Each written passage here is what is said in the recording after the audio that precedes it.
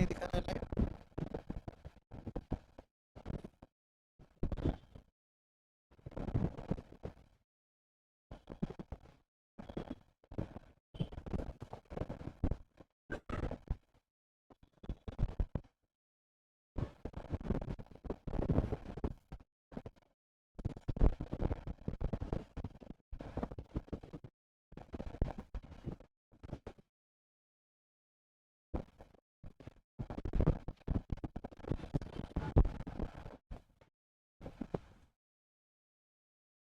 चलिए सभी को गुड आफ्टरनून। तो स्वागत है आप सभी का शिवांगन की पाठशाला में। और ये क्लास आपका जो है टीजीटी फिजिक्स का है। और आज जो है हमारा क्लास नंबर 2 है और हम लोग इलेक्ट्रोस्टैट पढ़ रहे हैं। तो इलेक्ट्रोस्टैट में जो है पिछले क्लास में हम लोग क्या क्या बात किए थे? चार्ज के बारे में सीखे थे, इलेक्ट्रोस्टैटिक्स बोलते किसको ये समझे थे, और चार्जिंग के मेथड्स को हम लोग समझे थे। इसमें हम लोग 3 प्रकार के मेथड्स को भी समझे थे। और चलिए सबसे पहले Rani Kumari good afternoon, Uma Kumari good afternoon, Sushma Singh, चलिए Sushma Kumari good afternoon, Anita Mahato good afternoon, Fazlu Rahman ji good afternoon. चलिए तो ऑनलाइन में जितने भी लोग जुड़ चुके हैं एक बार आप लोग कमेंट करके बता देंगे यूट्यूब के माध्यम से ऑडियो वीडियो सब कुछ प्रॉपर है या नहीं, फिर हम लोग अपने सेशन को शुरू करते हैं। चलिए तो जल्दी से आप लोग कमेंट करेंगे और सेशन को अधिक से अधिक शेयर भी करेंगे। चलिए तो हम लोग पिछले क्लास में जो है मेथड ऑफ चार्जिंग तक जो है बात कर चुके थे। अब इसमें जो है एक टॉपिक हम लोग आगे सीखेंगे इलेक्ट्रोस्कोप के बारे में। किसके बारे में? इलेक्ट्रोस्कोप के बारे में।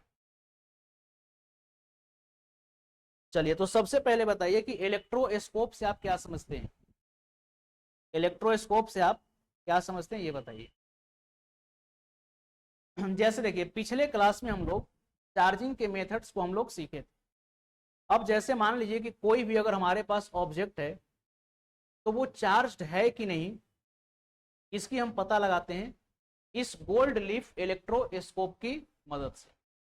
साथ ही साथ कि अगर किसी ऑब्जेक्ट पर चार्ज है तो उस पर चार्ज की जो पोलैरिटी है वो पोलैरिटी क्या है, तो इसकी भी हम पता लगाते हैं गोल्ड लीफ इलेक्ट्रोस्कोप के माध्यम से। सबसे पहले आपको एक बात और बता दें कि आपका ये जो क्लास है बिल्कुल बाइलिंगुअल है। ये हिंदी है तो इसका ये आपका इंग्लिश है तो इसका इधर हिंदी भी दिया हुआ है। तो आप जिस भी लैंग्वेज में कंफर्टेबल होंगे आप अपना नोट्स बना सकते हैं, हिंदी या फिर इंग्लिश। ये क्लास बिल्कुल बाइलिंगुअल है। तो आइए हम लोग सीखते हैं इलेक्ट्रोस्कोप को। तो दरअसल देखिए इलेक्ट्रोस्कोप में है क्या, यहाँ पर लिखा हुआ है it is a device used for detecting an electric charge and identifying it's polarity. यानी कि गोल्ड लीफ इलेक्ट्रोस्कोप एक ऐसा यंत्र है जिसके माध्यम से हम किसी भी ऑब्जेक्ट पर चार्ज की उपस्थिति का पता लगा सकते हैं। साथ ही साथ कि अगर किसी ऑब्जेक्ट पर चार्ज है तो वो चार्ज किस नेचर का है, पॉजिटिव है या निगेटिव है, इसकी भी हम पता लगा सकते हैं। आगे इसमें क्या लिखा हुआ है, it consists of a vertical conducting rod passing through a rubber stopper fitted in the mouth of glass vessel. देखिए अरेंजमेंट के बारे में ये बताई जा रही है। ये किसके बारे में बताई गई है? अरेंजमेंट के बारे में बताई गई है। तो यहां पर क्या है कि जैसे आप देख सकते हैं एक ग्लास कंटेनर है, ठीक, ये जो है आपका ग्लास कंटेनर है और ये बिल्कुल एयर टाइट है। बिल्कुल क्या है? एयर टाइट, यानी कि इसके अंदर जो है एयर्स वगैरह प्रेजेंट नहीं है। इसके बीच में आप देख सकते हैं एक मेटालिक रॉड है। ये जो आप रॉड देख रहे हैं इस रॉड को हम लोग क्या बोलेंगे? Metallic rod. इससे पास हुआ है। Next, two thin gold leaves are attached to lower end of the rod. अब ये जो आप रॉड देख रहे हैं इसका जो आखिरी हिस्सा है,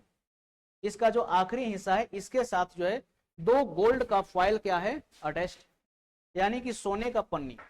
दरअसल देखिए ये जो हमारा ये हम लोग किसके बारे में पढ़ रहे हैं? गोल्ड लीफ इलेक्ट्रोस्कोप के बारे में पढ़ रहे हैं। दरअसल आप चाहें तो इसके जगह पर एल्यूमिनियम लीफ का भी प्रयोग कर सकते हैं।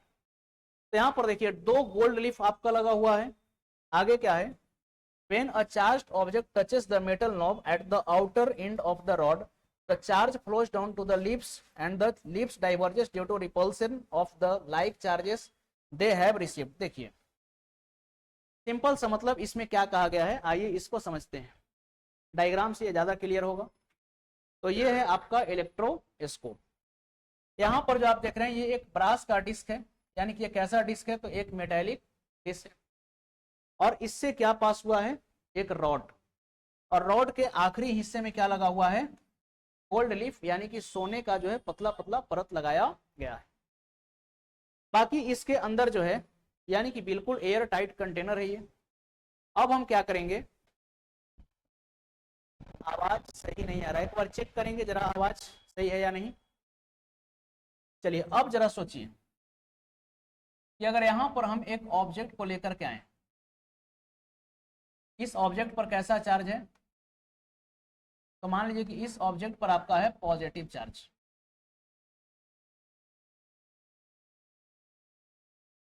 इस पर कैसा चार्ज है, पॉजिटिव। अब जरा सोचिए जैसे ही इस ऑब्जेक्ट को आप इस मेटालिक डिस्क के साथ संपर्क में लाएंगे यानी कि सटाएंगे, तब क्या होगा, चार्ज का ट्रांसफर होगा।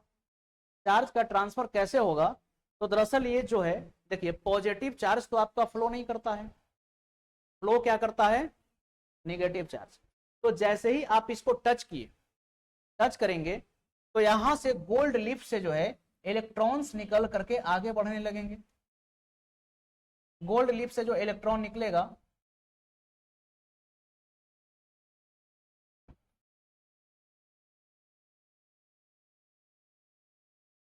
देखिए यहां से जो इलेक्ट्रॉन निकलेगा ये सब क्या होगा, आगे बढ़ना शुरू कर देगा। ये सब इलेक्ट्रॉन किधर बढ़ने लगेंगे, आगे।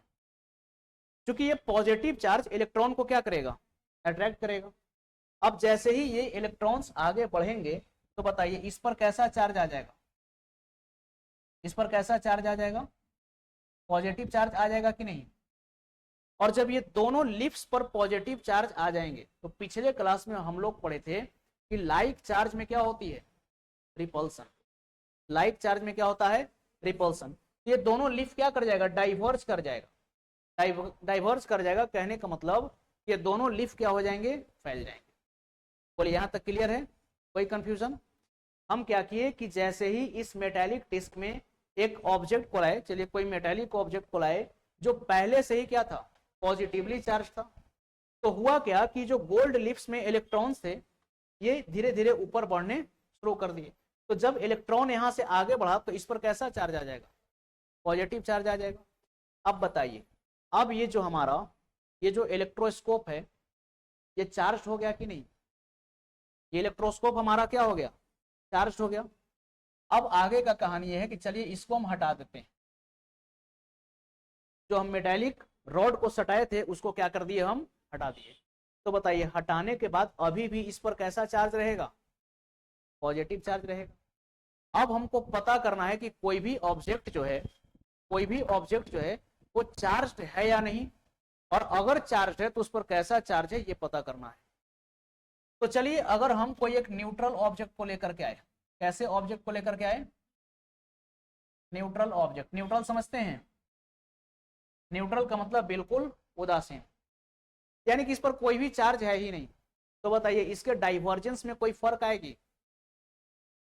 तो पहले हम इलेक्ट्रोस्कोप को क्या कर लिए, चार्ज कर लिए, लेकिन जैसे ही किसी न्यूट्रल ऑब्जेक्ट को यहां पर लाइएगा इसके कांटेक्ट में, ये जो गोल्ड लीफ है, ये जो गोल्ड लीफ है, क्या इसमें इसके डाइवर्जेंस में कुछ चेंजेस देखने को मिलेंगे, आपको देखने को चेंजेस मिलेगा, बताइए।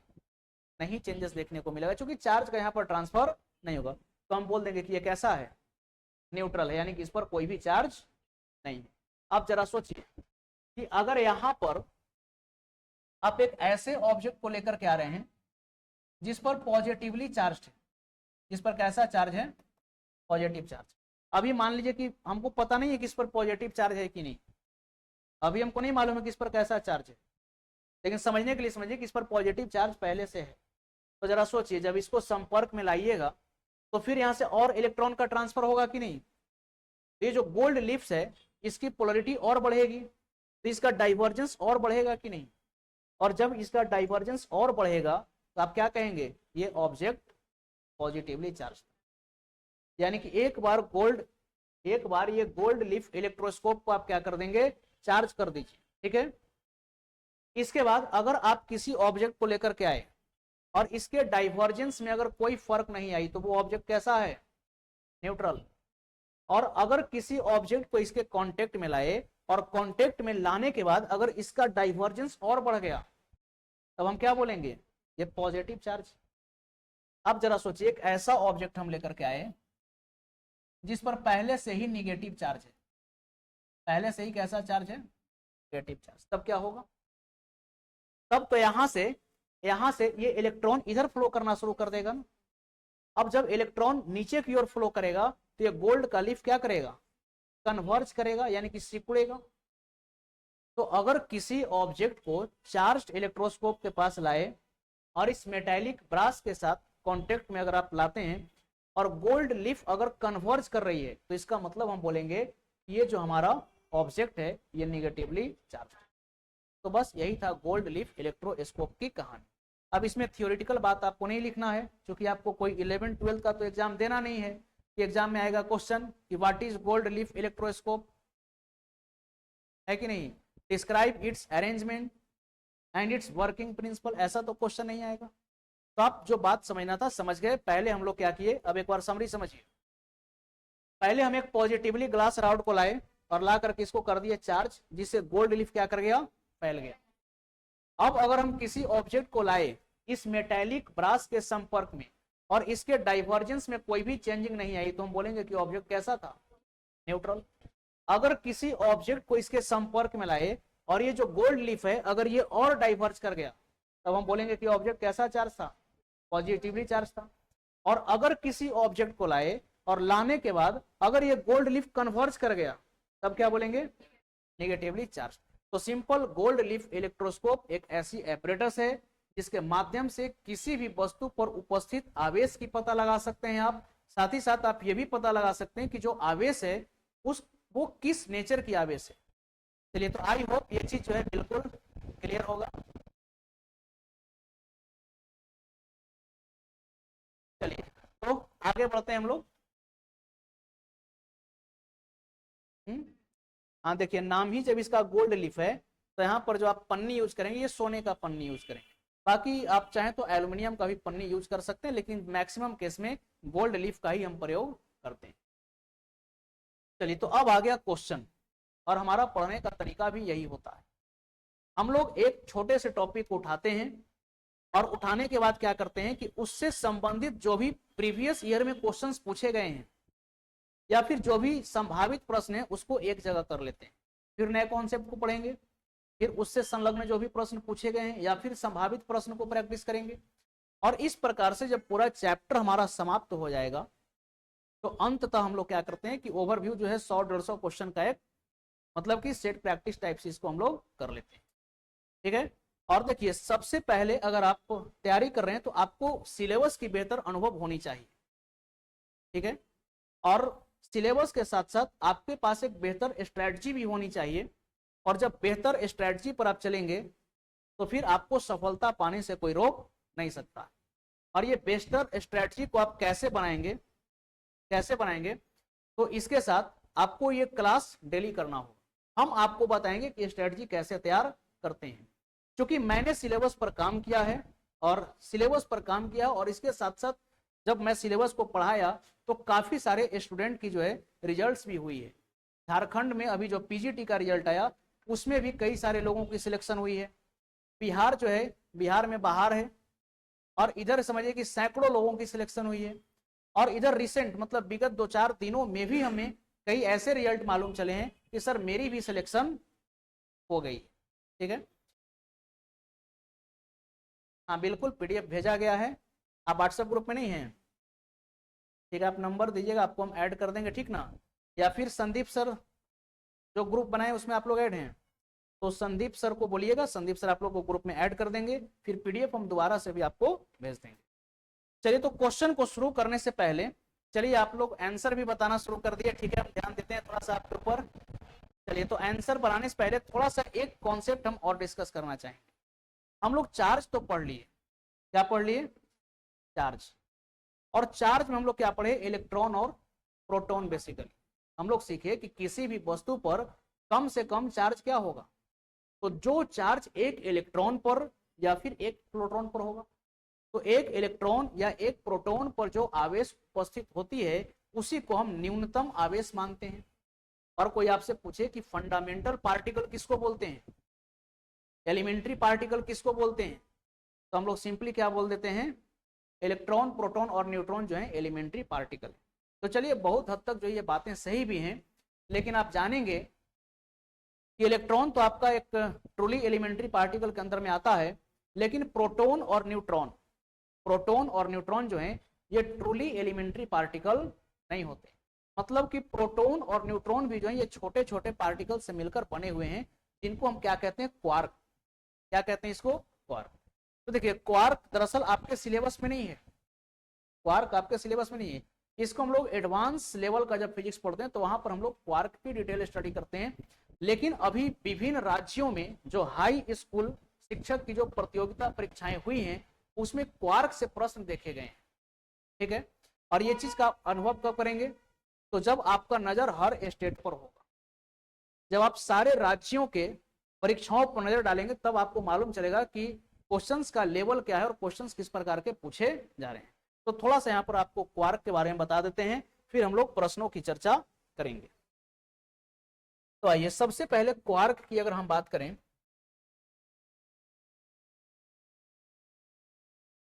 क्वार्क, तो क्वार्क में आप लिख सकते हैं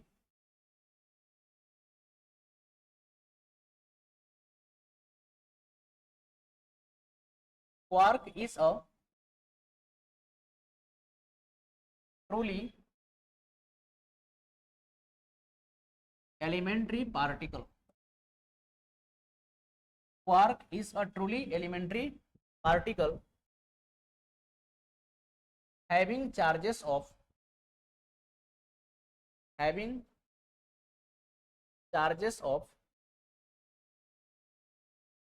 fraction of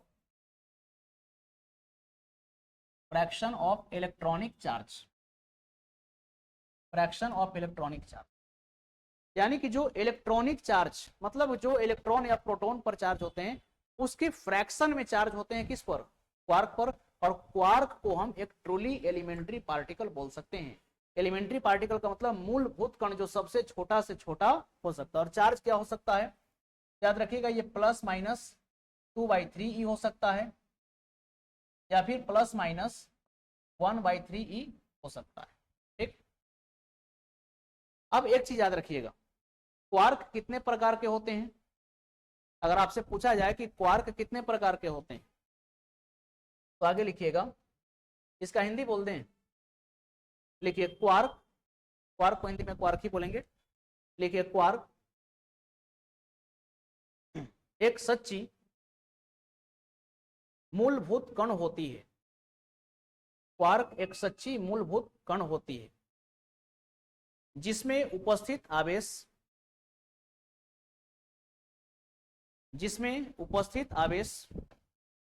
इलेक्ट्रॉन अथवा प्रोटॉन,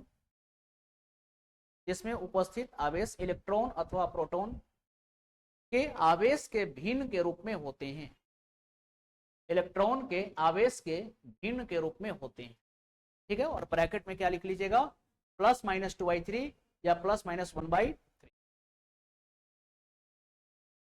के आवेश के भिन्न के रूप में होते हैं। अब इसमें आगे लिखिए एक पॉइंट, देयर आर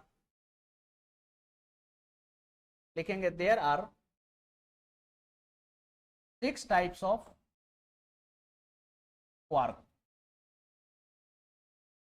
लिखिए क्वार्क 6 प्रकार के होते हैं, क्वार्क 6 प्रकार के होते हैं। मैं इसलिए बता रहा हूं क्योंकि क्वार्क से छोटे मोटे क्वेश्चन एग्जाम में देखे गए, मैं बताऊंगा कैसे क्वेश्चन पूछे गए हैं।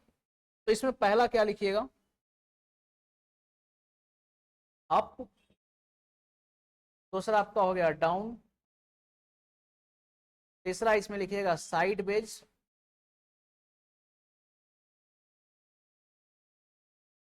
अप डाउन, तीसरा लिखेंगे साइड वेज।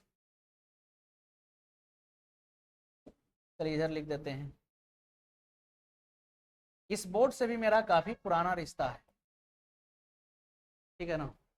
चलिए तीसरा हो जाएगा आपका साइड वेज, जो लोग पीजीटी का क्लास किए होंगे वो भी इस बोर्ड को पहचानते होंगे, और उस समय भी इधर लिखने में थोड़ा सा परेशानी होता था, और आज भी ये परेशानी बनी हुई है। इसके बाद नेक्स्ट लिखेंगे चार्म। चार्म। इसके बाद लिखिएगा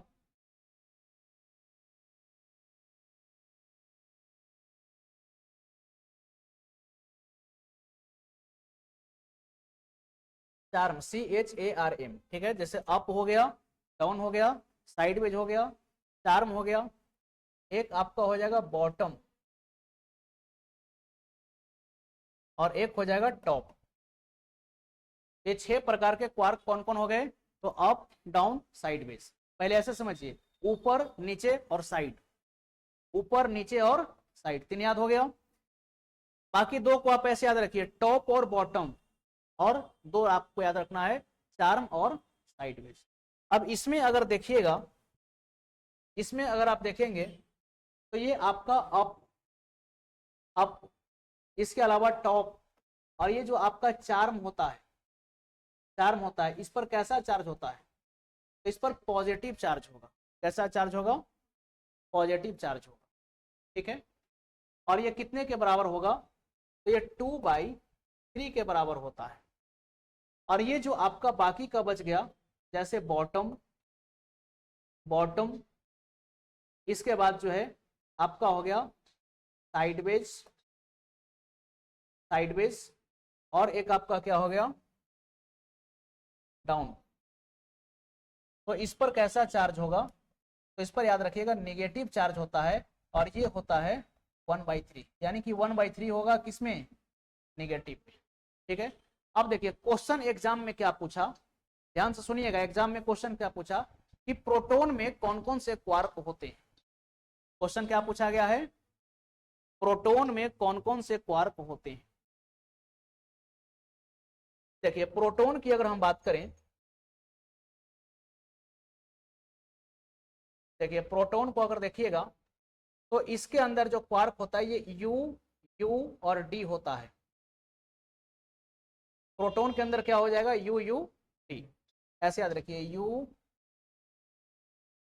देखिए यू और डी। प्रोटॉन के अंदर क्या है? डी। यू का मतलब अप, यानी कि इसमें 2 अप क्वार्क होते हैं और एक डाउन क्वार्क। प्रोटॉन में कितना क्वार्क है? 2 अप और एक डाउन। अब आइए, अगर अप है तो इसको आप क्या लेंगे? +2/3। फिर अप है तो क्या लेंगे? +2/3, और डाउन के लिए क्या लेंगे? -1/3। अब जरा इसको जोड़िए तो क्या आता है? 4/3। एलसीएम हो जाएगा 3, 2 2 4 में से 3/3 होगा ना। ये प्लस में आएगा कि माइनस में? तो ये हो जाएगा +E। क्या हो जाएगा? +E। अब एक बात बताइए, चार्ज किस में आ गया? +E में आ गया। और एक इलेक्ट्रॉन पर चार्ज कितना होता है? 1.6 × 10⁻19 कूलम। तो इसके चार्ज को आप क्या बोल सकते हैं? +1.6 × 10⁻19 कूलम। क्या यही प्रोटॉन पर चार्ज होता है? बोलिए हाँ या ना। तो प्रोटॉन सबसे छोटा पार्टिकल नहीं है, प्रोटॉन को हम एलिमेंट्री पार्टिकल नहीं बोलेंगे। ठीक है, अब देखिए प्रोटॉन भी जो है ये छोटे छोटे पार्टिकल से मिलकर बना हुआ है। किससे? क्वार्क से मिलकर बना हुआ है। प्रोटॉन में कितने क्वार्क हैं? प्रोटॉन में कितने क्वार्क हैं? 3। कौन कौन? तो 2 अप क्वार्क और एक डाउन क्वार्क, और तीनों के वैल्यू को जोड़िए तो क्या गया? प्लस में आ गया। इलेक्ट्रॉन का जो है फंडामेंटल पार्टिकल्स नहीं, यानी कि इलेक्ट्रॉन स्मॉलेस्ट पार्टिकल होते हैं। लेकिन अब आ जाइए न्यूट्रॉन का देखते हैं। आइए न्यूट्रॉन में, अब देखिए न्यूट्रॉन में आइएगा तो इसमें जो क्वार्क आपके होते हैं इसका नेचर होगा UDD। क्या हो जाएगा? UDD।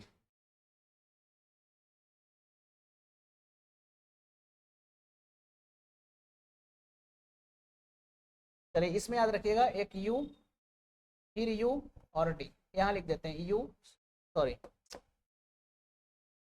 ये हो जाएगा UDD। ठीक है ना, UD और D।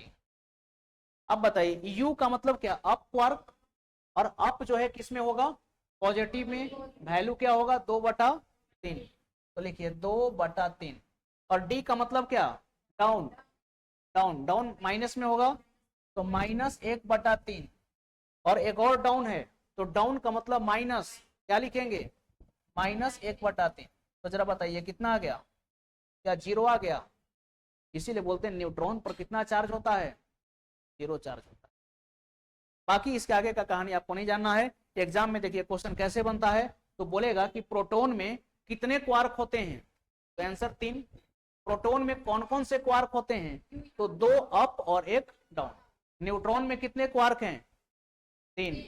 3 में से 1 अप और 2 डाउन। अगर कोई पूछे कि क्या क्वार्क का इंडिपेंडेंट एग्जिस्टेंस हो सकता है, यानी कि कोई क्वार्क मतलब अकेले एग्जिस्ट कर सकता है, तो हम बोलेंगे नहीं। देखिए यहां पर 3 क्वार्क मिला तब जाकर के एक प्रोटॉन बना, 3 क्वार्क मिला तब जाकर के एक न्यूट्रॉन बना, यानी कि क्वार्क की इंडिपेंडेंट एग्जिस्टेंस नहीं होती। तो नोट में लिखिए, नोट में लिखिए independent existence of, independent existence of quark is not possible. आप बिल्कुल समय प्रीवियस क्वेश्चन भेज देंगे और ठीक है। और देखिए जो भी लोग व्हाट्सएप ग्रुप में नहीं जुड़े हैं, ठीक है ना, और अगर आप जुड़ना चाहते हैं व्हाट्सएप ग्रुप में हमारे साथ, तो आप इस नंबर पर संपर्क कर सकते हैं। देखिए 8789362477, ठीक है, ये मेरा कॉन्टेक्ट नंबर हुआ। और मेरा नाम क्या है, तो मेरा नाम याद रखिएगा कृपा शंकर, ठीक है। तो आप इस नंबर पर मैसेज कर सकते हैं या फिर आप चाहें तो कॉल भी कर सकते हैं, और कॉल के माध्यम से आप जुड़ सकते हैं। व्हाट्सएप ग्रुप में मैं आपको ऐड कर दूंगा।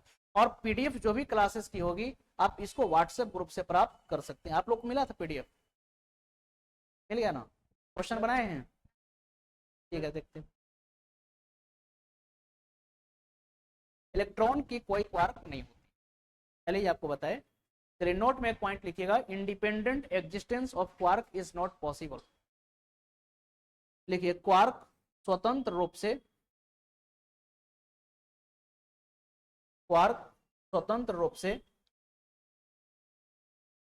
या फिर ऐसे लिख लीजिए क्वार्क स्वतंत्र रूप में नहीं रह सकते, क्वार्क स्वतंत्र रूप में नहीं रह सकते, क्वार्क स्वतंत्र रूप में नहीं रह सकते।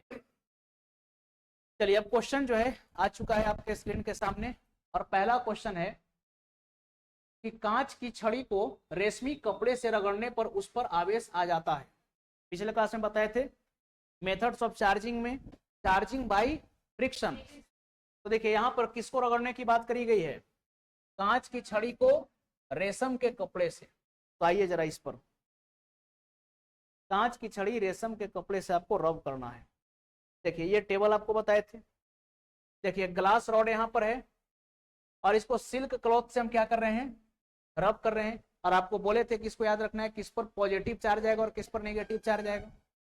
तो देखिए सिल्क क्लॉथ पर कैसा चार्ज आएगा, नेगेटिव, और ग्लास रॉड पर कैसा चार्ज आएगा, पॉजिटिव। अब आइए सवाल के ऊपर। देखिए तो पहला क्वेश्चन यहाँ पर है आपका कि कांच की छड़ को रेशमी कपड़े से रगड़ने पर उस पर आवेश आ जाता है। तो कांच पर कैसा आवेश आएगा, तो कांच पर जो है आवेश आ जाएगा पॉजिटिव, ठीक है। और ये जो रेशमी कपड़े हैं इस पर कैसा आवेश आ जाएगा, नेगेटिव। तो आगे कहता है कि कांच की छड़ पर आवेश का कारण है। आखिर जो ग्लास रॉड पर जो चार्ज एक्यूमुलेट हुए हैं इसके पीछे का रीजन क्या है, ग्लास रॉड पर चार्ज आया है इसका कारण क्या है, फ्रिक्शन, रगड़ने के कारण आया है ना। आप देखिए ना इसको रगड़ा गया है। और मेथड ऑफ रबिंग, अगर आप चीजों को रगड़ रहे हैं और रगड़ने के कारण अगर आवेश उत्पन्न हो रही है तो इसको हम लोग क्या कहते हैं, चार्जिंग बाय फ्रिक्शन बोलते हैं। तो इसका सही आंसर क्या हो जाएगा, सही आंसर हो जाएगा फ्रिक्शन। कितने लोगों का सही था बताइए, चलिए आपका सही था, आपका भी सही था, ठीक। होमवर्क डेली करके आइएगा, हम कॉपी भी चेक करते हैं, ठीक है ना। ठीक है, आप लोग का पहला क्लास है तो पहला क्लास में आप लोग का चलेगा, लेकिन आगे से और देखिए पीडीएफ मिलने का मतलब ये नहीं कि इसको रख लेना है सेव करके, पीडीएफ आपके कॉपी में उतर जाना चाहिए और एक बेहतर क्लास नोट्स आपके पास होनी चाहिए।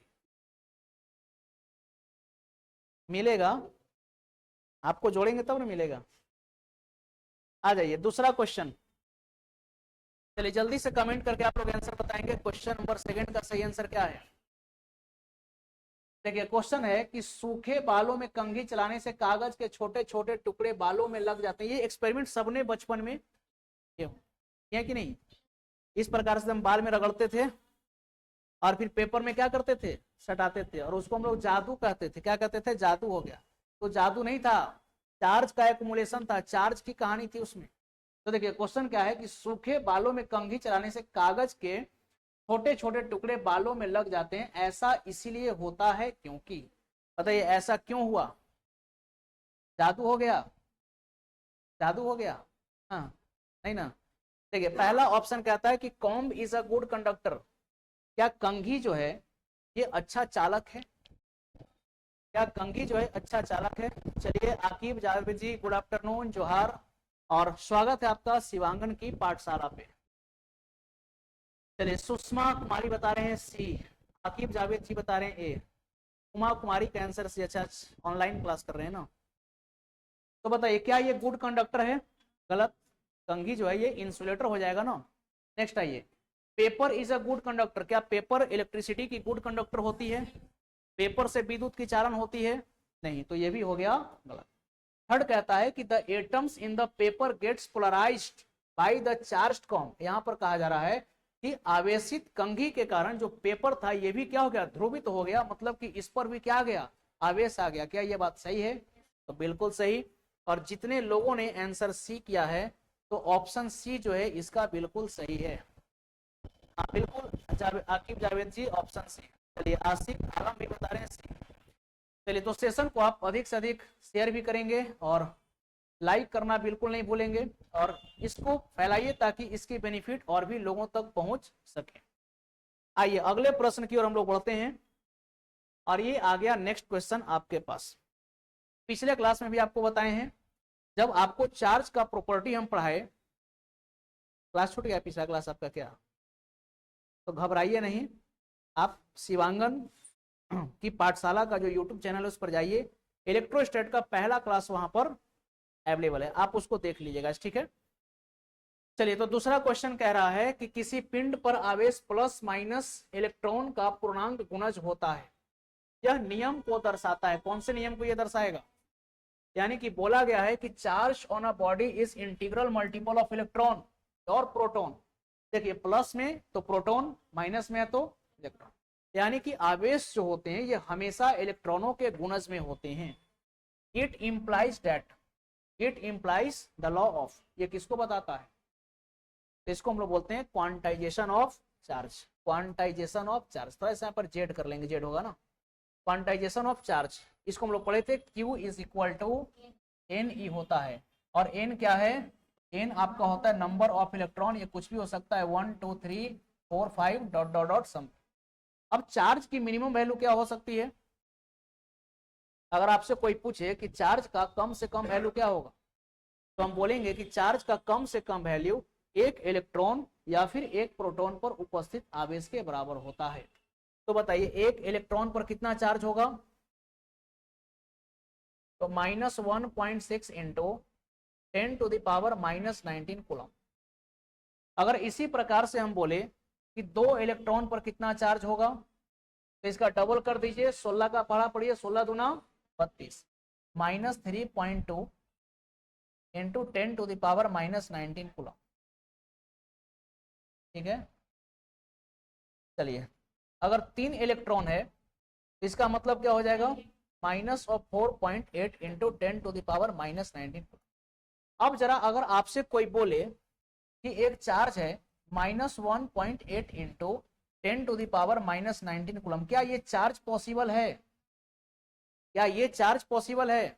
तो हम बोलेंगे ये चार्ज पॉसिबल नहीं है। अगर पहला चार्ज 1.6 इंटू 10⁻⁻19 कूलम का है तो इसके आगे की चार्ज या फिर इससे अधिक आवेश जो है ये -3.2 इंटू 10⁻⁻19 कूलम के बराबर होगी। आई बात समझ में? बीच में कोई चार्ज पॉसिबल नहीं है। यानी कि चार्ज क्या होते हैं, डिस्क्रीट होते हैं। चार्ज क्या होते हैं, डिस्क्रीट। आवेश पृथक होते हैं। आवेश क्या होते हैं, पृथक। याद कीजिए जैसे फोटो इलेक्ट्रिक इफेक्ट की अगर हम बात करते हैं तो 1905 में अल्बर्ट आइंस्टीन के द्वारा जो है इसकी एक्सप्लेनेशन दी गई थी, जिसमें आइंस्टीन साहब ने हम लोगों को यह बताया कि जो लाइट्स होते हैं ये छोटे छोटे पैकेट्स के रूप में ट्रेवल करते हैं, जिसको हम क्या बोलते हैं, जिसको हम लोग बोलते हैं मतलब कि क्वांटा। छोटे पैकेट्स को क्या बोलते हैं, क्वांटा। तो अगर आपसे कोई पूछे कि चार्ज का क्वांटा किसको बोलेंगे, चार्ज का क्वांटा किसको बोलेंगे बताइए, तो चार्ज का क्वांटा इलेक्ट्रॉन और प्रोटॉन को बोलेंगे। नोट में डालिए कहीं पर इसको पॉइंट। देखिए इलेक्ट्रॉन और प्रोटॉन, इलेक्ट्रॉन और प्रोटॉन इज टर्म्ड, इलेक्ट्रॉन और प्रोटॉन इज टर्म्ड एंड नहीं और, इलेक्ट्रॉन और proton is termed as quanta of charge, electron और proton is termed as quanta of charge. देखिए इलेक्ट्रॉन अथवा प्रोटॉन को, इलेक्ट्रॉन अथवा प्रोटॉन को आवेश की क्वांटा कही जाती है, आवेश की क्वांटा कही जाती है। चलिए Rahul ji good afternoon, app में पीडीएफ मिलेगा कि नहीं सर। देखिए राहुल जी आपको का जो है इनरोलमेंट आज ही हुआ है बैच में, तो आपको व्हाट्सएप ग्रुप में हम ऐड भी कर दिए हैं, तो आप बिल्कुल निश्चिंत रहिए। इसका पीडीएफ मैं दोबारा से व्हाट्सएप ग्रुप में डाल दूंगा, क्योंकि जितने भी लोग बाद में जुड़ते जा रहे हैं उनको पीडीएफ मिलता जाए, ठीक है। तो पीडीएफ की चिंता आप नहीं करें, हम फिर से दोबारा इसको व्हाट्सएप ग्रुप में डाल देंगे। तो हिंदी में क्या लिखिएगा, आवेश की क्वांटा इलेक्ट्रॉन अथवा प्रोटॉन होती है। चलिए तो जितने भी, तो इसका सही आंसर क्या हो जाएगा, क्वांटाइजेशन ऑफ चार्ज, यानी कि option D is the right answer. आइए अगले प्रश्न की ओर हम लोग बढ़ते हैं, और नेक्स्ट क्वेश्चन है हमारा, a body has charge of -2 microcoulomb. किसी वस्तु पर आवेश कितना है, -2 microcoulomb. If it has 2.5 into, ये 10 टू द पावर 13 होगा, ठीक है। If it has 2.5 into 10 to the power 13 proton, then how many electrons the body has. बेहतरीन सवाल है, और देखते हैं कितने लोग इसका सही आंसर बता पाते हैं। क्या था आपका आंसर, छोड़ दिए इसको। चलिए किन्हीं का आंसर आया था, चलिए ऑनलाइन में आप लोग बताइए इसका सही आंसर क्या है।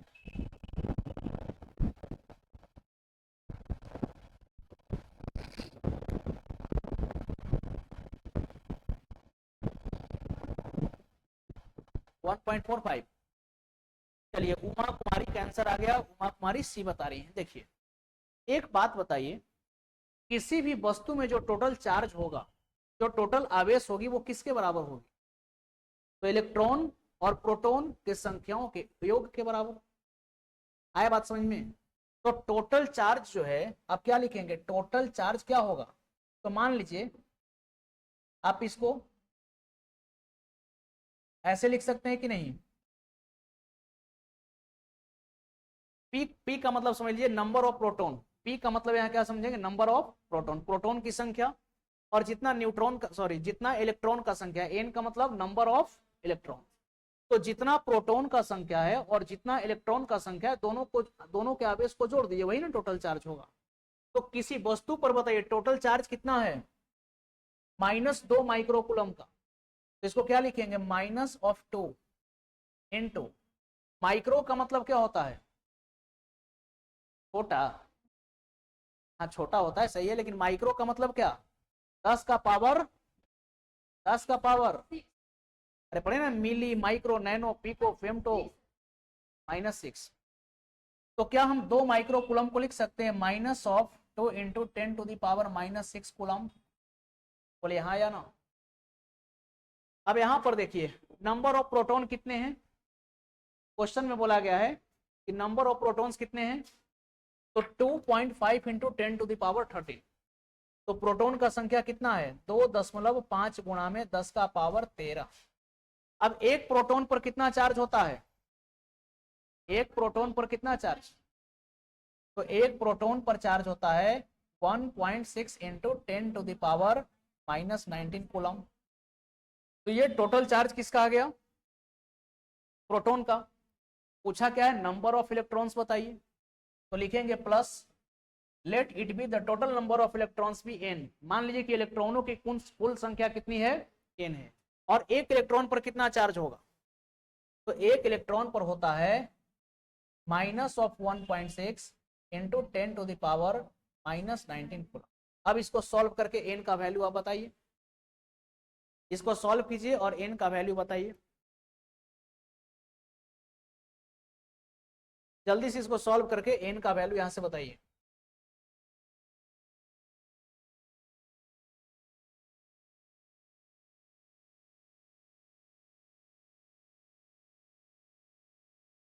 कितना आ गया, यहां से बताइए n का वैल्यू बताइए कितना होगा, सॉल्व कर सकते हैं इसको। देखिए अगर इसको आसान बनाना है तो आप ऐसा कीजिए, इसको लिखिए -2 इंटू 10⁻⁻6। चलिए कुलम को हटा देते हैं, ऐसे भी देखिए कुलम, ये कुलम और ये कुलम आपका क्या हो गया, कैंसिल। इज इक्वल टू, अगर यहां से हम 1.6 इंटू 10⁻⁻19 को कॉमन ले लें तो अंदर क्या बच जाएगा, 2.5 इंटू 10⁻13 और माइनस ऑफ n बचेगा। अब इसको इधर ला करके क्या कीजिए, डिवाइड कीजिए, तो ये आपका कितना हो जाएगा, -2 into 10⁻⁻6 upon 1.6 into 10⁻19 is equal to 2.5 into 10⁻13, 10 कितना हो जाएगा 13 और माइनस n। अब देखिए यहां से डेसिमल हटाइएगा तो ये कितना आ जाएगा 20, तो 16 का पहाड़ा पढ़िए, तो 16 एक कम 16 4 बच जाएगा, तो 16 दूना 32, फिर कितना बच जाएगा 8, तो 16 पचे 80, तो 1.25 इंटू ये 10 का पावर कितना हो जाएगा 13 is equal to 2.5 into 10⁻13 minus n। तो यहां से n बराबर क्या लिख सकते हैं, इसको ले जा करके अगर n को इधर लाइएगा तो आप इसको क्या करेंगे, देखिए अगर n को इधर लाइएगा तो ये दोनों को क्या करना होगा, जोड़ देंगे फिर, ठीक है। तो यहां से n बराबर आपका क्या हो जाएगा, सॉरी घटा देंगे ना, तो आ जाइए यहाँ पर 2.5 इंटू 10⁻13 माइनस क्या करेंगे 1.25 इंटू 10⁻13, बताइए कितना होगा, अढ़ाई में से 2.5 में से 1.25 हटाइएगा, कितना बचेगा, कितना बचेगा बताइए 1.25 और इंटू क्या हो जाएगा 10⁻13, तो इसका सही आंसर क्या हो जाएगा 1.25 इंटू 10⁻, ठीक है। तो इस प्रकार से जो है आप इसको जोड़ करके आप इसको सॉल्व कर सकते हैं नंबर ऑफ इलेक्ट्रॉन्स को फाइंड आउट करने के लिए। चलिए अगले प्रश्न की ओर हम लोग बढ़ते हैं।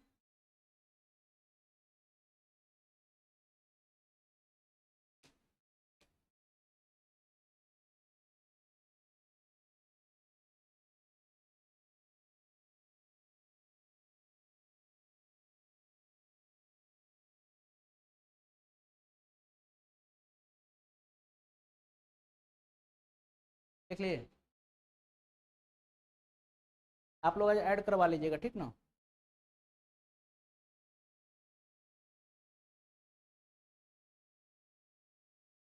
ठीक है, तो संदीप सर को बोलिएगा जोड़ देंगे। क्या नाम हुआ आपका, भैया आप कल शाम को मिले भी थे, कल ही मिले थे ना शाम को।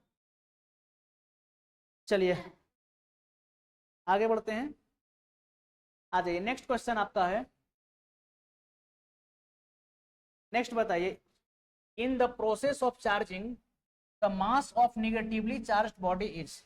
अगर आप किसी वस्तु को आवेशित कर रहे हैं, अगर आप किसी वस्तु को क्या कर रहे हैं, आवेशित कर रहे हैं, और इस पर कैसा चार्ज आ रहा है, निगेटिवली चार्ज, तो यहां पर बताइए इसका जो मास है वो क्या बढ़ेगा घटेगा कांस्टेंट रहेगा या फिर चार्जिंग से इसकी कोई संबंध नहीं। तो एक बात बताइए, कोई भी ऑब्जेक्ट, देखिए सिंपली लॉजिक से सोचिए, अगर कोई भी वस्तु अगर निगेटिवली चार्ज हुआ है, इसका क्या मतलब है, उसका मतलब है कि उस पर इलेक्ट्रॉन का एडिशन हुआ है। जब किसी ऑब्जेक्ट पर इलेक्ट्रॉन की डिपोजिशन होती है तो उसको हम क्या बोलते हैं, ये निगेटिवली चार्ज हो गया। तो इलेक्ट्रॉन का गेन हुआ है कि लॉस हुआ है? गेन हुआ है। तो इलेक्ट्रॉन का कुछ ना कुछ भार तो होता है कि नहीं? हाँ, ये बात अलग है कि इलेक्ट्रॉन का मास जो है ये 9.1 इंटू 10⁻31 kg होता है, जो कि बहुत ही कम होता है, हम लोग इसको नेग्लेक्ट करके चलते हैं, लेकिन कुछ तो भार है। तो यहाँ पर आपको ऐसा नहीं कहना कि कोई फर्क नहीं पड़ेगा, यहाँ पर आपको बोलना है कि भार बढ़ेगा। कोई भी ऑब्जेक्ट अगर नेगेटिवली चार्ज हो रही है मतलब उस पर इलेक्ट्रॉन का क्या हो रहा है? डिपोजिशन। और इलेक्ट्रॉन का अगर डिपोजिशन हुआ है तो इलेक्ट्रॉन के डिपोजिशन के कारण इसकी भार क्या होगी? बढ़ेगी। तो इसका जो सही आंसर हो जाएगा ये ऑप्शन ए हो जाएगा। आइए अगले प्रश्न की ओर बढ़ते हैं, और ये रहा नेक्स्ट क्वेश्चन। अभी आपको बताए थे गोल्ड लीफ इलेक्ट्रोस्कोप। जल्दी से कमेंट करके सारे लोग भी इसका आंसर बताएंगे, सही आंसर क्या होगा। क्वेश्चन को ध्यान से पढ़िए और इसका सही आंसर बताइए, और सारे लोगों को इसका आंसर करना है, क्योंकि अभी आप गोल्ड लीफ इलेक्ट्रोस्कोप को पढ़े और ये प्रीवियस ईयर में पूछा गया प्रश्न है। ये प्रीवियस ईयर में पूछा गया प्रश्न।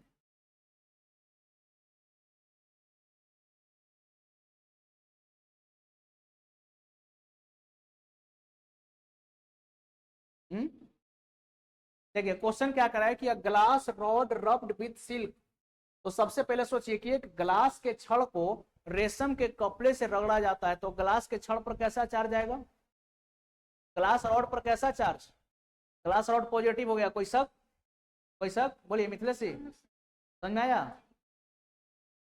रेशम के कपड़े से ग्लास के रॉड को जब रगड़ेंगे तो ग्लास के रॉड पर कैसा चार्ज आएगा? Positive. And use to charge a gold leaf electroscope. और इस पॉजिटिव चार्ज की मदद से पहले हम लोग गोल्ड लीफ इलेक्ट्रोस्कोप को क्या कर लिए? चार्ज कर लिए। And the leaves are observe to diverge. तब आप क्या देखिए, जो गोल्ड लिप्स ये फैल गए थे। क्यों? क्योंकि उनका इलेक्ट्रॉन ऊपर आ गया था, उन पर पॉजिटिव चार्ज का डिपोजिशन हुआ था, और लाइट चार्ज में रिपल्सन की वजह से वो क्या हुए थे? फैल गए थे। आगे कहता है the electroscope thus charged is expose to X rays, ठीक है, for a short period. Then अगर इसको जो है एक्स रेज की उपस्थिति में आप रखते हैं थोड़े समय के लिए, तब क्या होगा? इसे बताइए।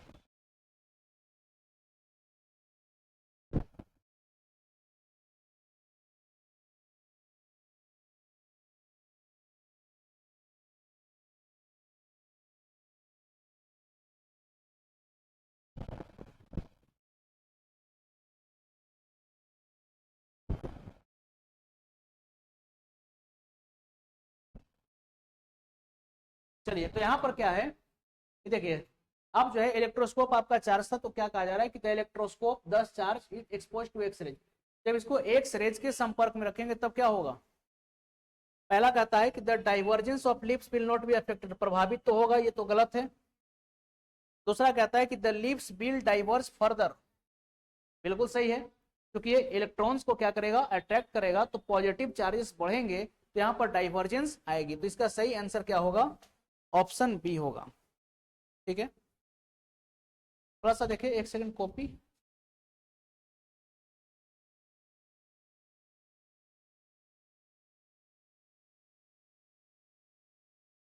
देखिए पिछला क्वेश्चन जो था थोड़ा सा, हाँ एक, सॉरी फॉर द मिस्टेक। देखिए पिछला क्वेश्चन जो आपका था, थोड़ा सा इसमें ध्यान दीजिएगा। पिछला क्वेश्चन में आपका आया था, देखिए इधर आपका माइनस,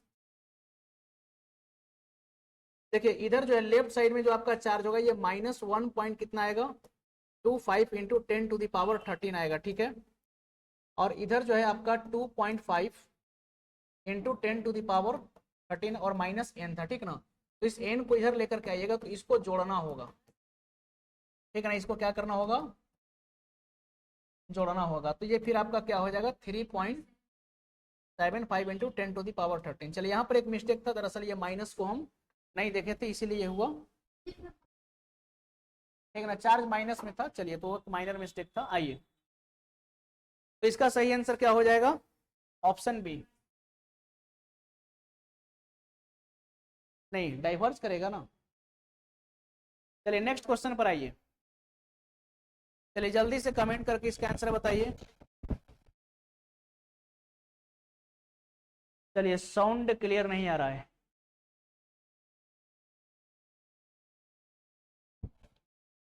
चलिए ठीक है, अगर पतंजलि में आप फी जमा कर चुके हैं और इसके बाद भी अगर आप हमसे जुड़ना चाहते हैं तो आप बिल्कुल जुड़ सकते हैं। आप फी की चिंता नहीं कीजिए, आप हमसे संपर्क कीजिए। फी कोई बहुत बड़ी चीज नहीं होती है, आप संपर्क करके जुड़ सकते हैं, क्योंकि पढ़ाई जो है ये पैसे के कारण प्रभावित नहीं होना चाहिए। ठीक है, तो आप बिल्कुल बेफिक्र आप हमसे संपर्क कर सकते हैं, कोई दिक्कत नहीं है। चलिए ठीक है, तो सर भी जुड़ चुके हैं, बिल्कुल सर ठीक है, आवाज क्लियर है। तो बिल्कुल कुछ लोगों का कमेंट आ रहा है कि सर पतंजलि में मैंने फी दे दिया है, तो ये बात सही है कि मैंने पतंजलि छोड़ दी है, ठीक है, और विगत एक सप्ताह से तो मेरे नाम पर खैर एटलीस्ट वहां पर आप एडमिशन नहीं लें, ठीक है। और अगर आपको हमसे पढ़ना है तो आप शिवांगन की पाठशाला ज्वाइन करें और फी की चिंता बिल्कुल भी नहीं करें। आपका जो मिनिमम से मिनिमम फी होगा या फिर आपकी ना के बराबर फी में हम यहाँ पर आपको एडजस्ट करवाएंगे, आप टेंशन ना लें। चलिए, तो नेक्स्ट क्वेश्चन है कि when a glass rod is rubbed with silk. देखिए कितना आसान क्वेश्चन है, यानी कि प्रीवियस ईयर क्वेश्चन को क्या करता है, रिपीट करता है। आई बात समझ में, इसीलिए आपको बोलते हैं कि प्रीवियस ईयर जरूर पढ़िए, प्रीवियस ईयर जरूर पढ़िए। कॉन्सेप्ट के साथ साथ अगर प्रीवियस ईयर के सवालों को आप प्रैक्टिस कर रहे हैं तो प्रीवियस ईयर की सवाल ही जो है आपको सफलता दिलाएगी। तो यहां पर सिंपल क्वेश्चन है कि जब ग्लास के रॉड को सिल्क के साथ रगड़ेंगे तो एक बात बताइए, ग्लास रॉड पर कैसा चार्ज आएगा, पॉजिटिव, और ये जो सिल्क है इस पर कैसा चार्ज आएगा, नेगेटिव। तो क्वेश्चन कह रहा है when a glass rod is rubbed with silk it, जब ग्लास रॉड को रेशम के कपड़े से रगड़ेंगे तो कांच पर क्या होगा। तो कांच पर आया है पॉजिटिव चार्ज, और पॉजिटिव चार्ज आया तो ये इलेक्ट्रॉन को गेन किया है कि लूज किया है, इलेक्ट्रॉन को लूज किया है, तब ना इसके ऊपर पॉजिटिव चार्ज आया है। तो इसका सही आंसर क्या होगा, गिव्स इलेक्ट्रॉन टू सिल्क, इसने अपने इलेक्ट्रॉन सिल्क को दिए हैं, इसने अपने इलेक्ट्रॉन सिल्क को दिए हैं। चलिए ठीक है, अब आवाज क्लियर है। बी बिल्कुल सही, उमा कुमारी, अभिनय, अनुराग जी, चलिए सुषमा कुमारी, चलिए बिल्कुल सही आंसर है, option B is the right answer. आइए अगले प्रश्न की ओर हम लोग बढ़ते हैं, और नेक्स्ट क्वेश्चन आपके स्क्रीन के सामने आ चुका है। बहुत ही आसान क्वेश्चन, देखते हैं कितने लोग इसका आंसर सही कर पाते हैं। देखिए एक बोर्ड का क्वेश्चन है, और क्वेश्चन देख के डरना नहीं है आपको, यह नहीं कि क्वेश्चन देख लिया और डर गए। एक चीज याद रखिएगा, जितना बड़ा क्वेश्चन होता है वो उतना ही आसानी से बनता है, और जितना छोटा क्वेश्चन होता है वो उतना ही कर देता है। तो क्वेश्चन देकर के डरना नहीं। जैसे कई बार हम लोग सवाल देखते हैं, अब क्वेश्चन बोल दिया एन एथलीट इज रनिंग, अब एक लाइन बना दिया कि नहीं, एक धावक दौड़ रहा है तो दौड़ रहा है तो दौड़ रहा है, उससे हमको क्या मतलब है।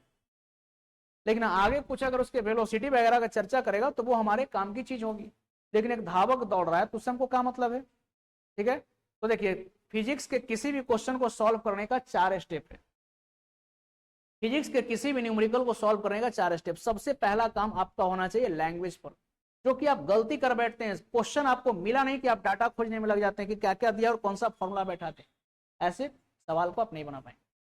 सबसे पहले आप लैंग्वेज पर काम कीजिए, क्वेश्चन के भाषा को समझिए, भाषा को समझने के बाद आंकड़ा निकालिए, और उस आंकड़ा के बाद डिसाइड कीजिए कि इसमें कौन सा कॉन्सेप्ट लगाएं या कौन सा फॉर्मूला लगाएं, और चौथे स्टेप जो है वो आपका सॉल्यूशन का होता है। तो ये क्वेश्चन यहां पर बोला जा रहा है कि 5 बॉल्स नंबर्ड 1 to 5, 5 गेंद हैं, कितने गेंद हैं, 5 गेंद, नंबरिंग किया हुआ है 1 2 3 4 5। तो चलिए मान लीजिए गेंद नंबर 1,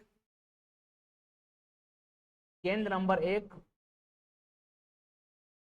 गेंद नंबर 1, गेंद नंबर 2, गेंद नंबर 3, देखिए गेंद नंबर 1, गेंद नंबर 2, गेंद नंबर 3, गेंद नंबर 4 और गेंद नंबर 5।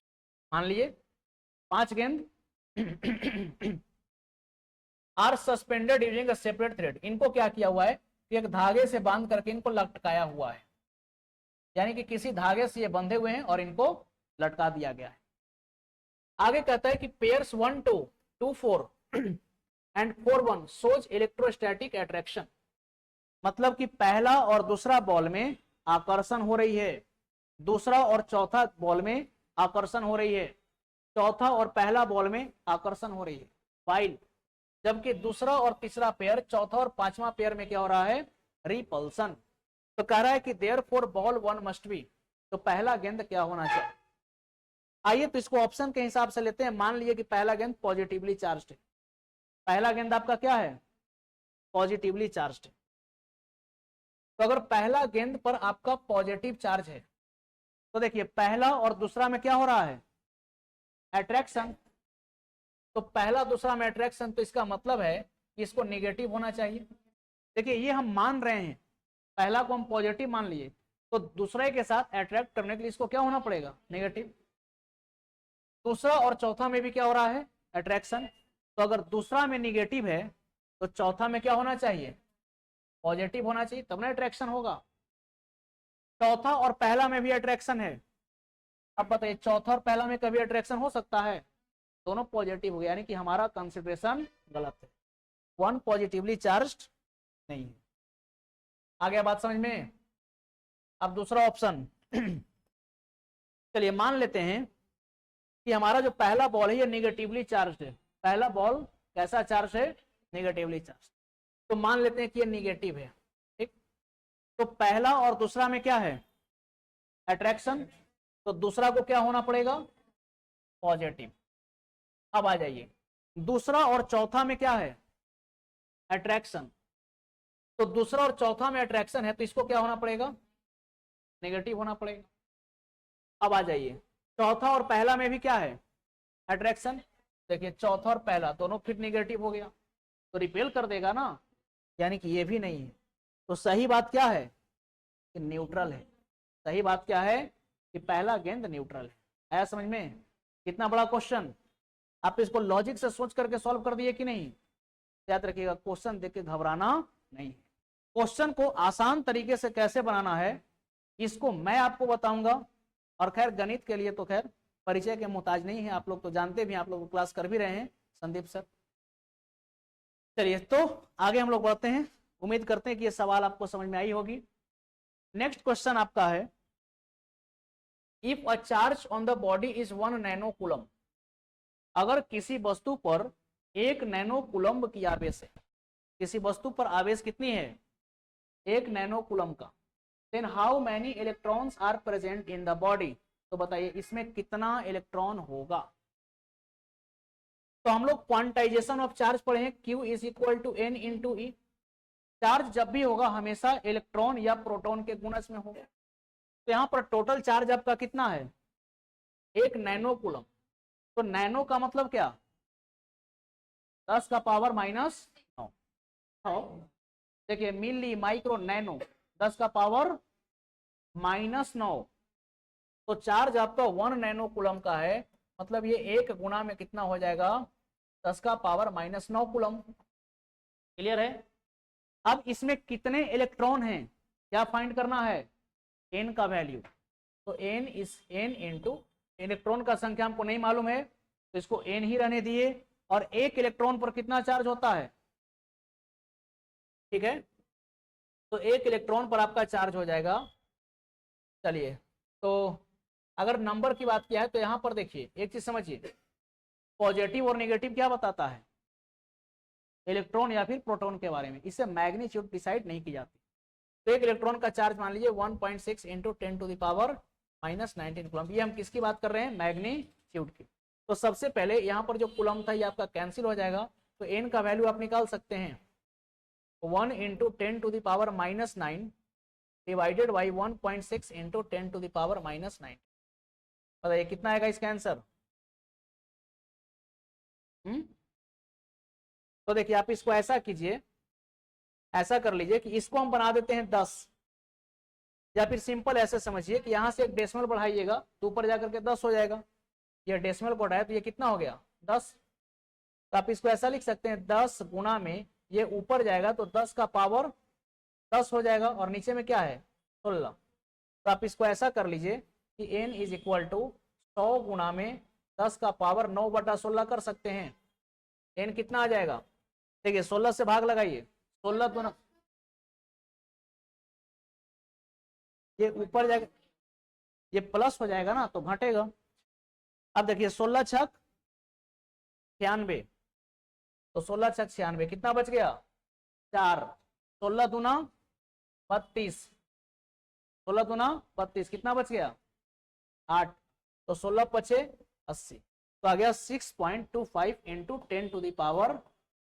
तो सही आंसर क्या हो जाएगा 6.25 इंटू 10 टू द पावर। चलिए कितने लोगों का सही आया जल्दी से बताइए। चलिए अभिनव अनुराग जी बी, उमा कुमारी बी, चलिए ठीक है, राहुल जी का भी बी आया, वेरी गुड। चलिए सुषमा कुमारी भी बी बता रही हैं, ठीक है, बी बिल्कुल सही है, B is the right answer. ये कहां से क्वेश्चन उठाया? Quantization of charge. घबराई नहीं, ऐसा क्वेश्चन अभी आपको और देंगे, ठीक है ना, ऐसा क्वेश्चन अभी और देंगे। लेकिन इतना क्वेश्चन हम लोग सिर्फ क्यों किए? अच्छा एक चीज बताइए, जितना कॉन्सेप्ट आप पढ़े, कॉन्सेप्ट से बाहर एक भी प्रश्न था? तो हमारा पढ़ने का तरीका यही होता है, कॉन्सेप्ट को पढ़ेंगे और उससे रिलेटेड जो भी क्वेश्चन प्रीवियस ईयर में पूछा गया या फिर जो संभावित है उसी को यहां पर हम किए। बाकी आगे जैसे आप कूलम्स लॉ वगैरह पढ़िएगा तो उसका क्वेश्चन हम लोग आगे करेंगे, और जब चैप्टर खत्म हो जाएगा तब लास्ट में हम लोग क्या करेंगे? मिक्सअप टाइप का क्वेश्चन करेंगे। नहीं तो वहां पर प्रोटॉन भी तो दिया हुआ था ना, यहाँ पर सिर्फ इलेक्ट्रॉन का बात किया गया है, यहाँ पर प्रोटॉन की बात नहीं करी गई। आगे आ जाइए, नेक्स्ट क्वेश्चन। चलिए इसका आंसर बताइए।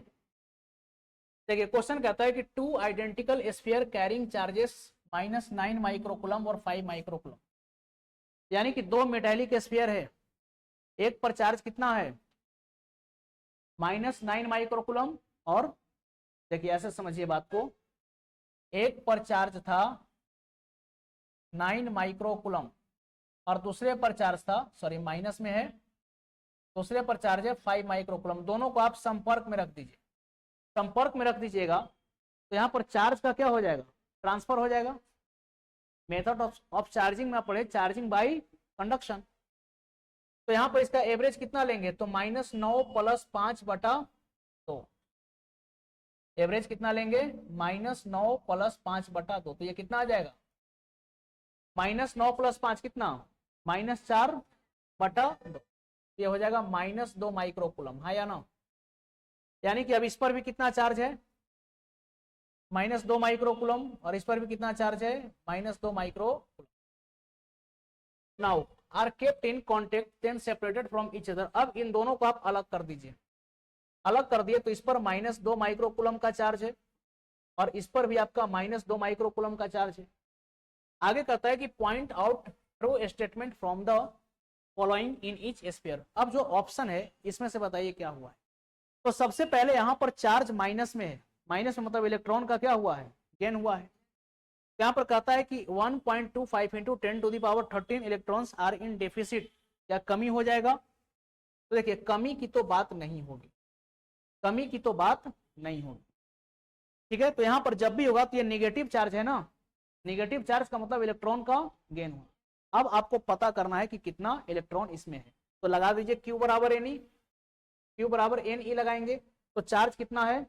-2 माइक्रोकुलम का, तो -2 into 10 to the power 6 number of electrons आपको फाइंड करने हैं, और एक इलेक्ट्रॉन पर कितना चार्ज? तो ले लीजिए -1.6 into 10 to the power -19 coulomb. अब इसको सॉल्व करके आप n का वैल्यू बता सकते हैं क्या? जल्दी से सॉल्व करके बताइए n का वैल्यू क्या होगा।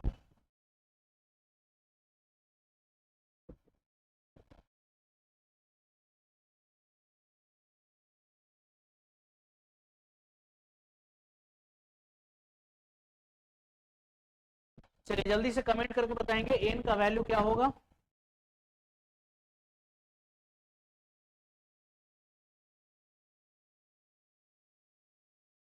देखिए सिंपल जो है, ये चीज तो आपका कट जाएगा ना, माइनस वाला टर्म, इसको इधर ला करके डिवाइड कीजिए, ठीक है। तो इसको सॉल्व कीजिएगा तो ये आपका आ जाएगा 1.25 into 10 to the power 13 electron, और ये एक्सेस होगा, क्यों? क्योंकि चार्ज निगेटिव में है।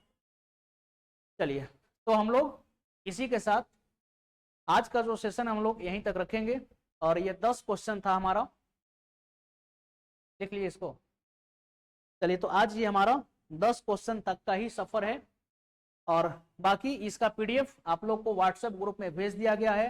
जिनको नहीं मिला है आपको व्हाट्सएप ग्रुप में ऐड कर देंगे, इसके बाद आपको PDF मिल जाएगा, दोबारा से हम PDF को भेज देंगे, ठीक है। और अगले क्लास में हम लोग आगे की कॉन्सेप्ट की चर्चा करेंगे, और आगे का कॉन्सेप्ट क्या होगा इसको अगले क्लास में हम लोग समझेंगे। और आप डेली क्लास का टाइमिंग याद रखिए 2 से 3, और क्लासेस आपके अल्टरनेट्स में होते हैं, एक दिन मैथ और एक दिन फिजिक्स। फिजिक्स मैं खुद पढ़ा रहा हूँ और मैथ के लिए हमारे साथ कौन है, संदीप सर। चलिए ठीक है, तो फिर मिलते हैं कल दोपहर के 2 बजे। Thank you to all of.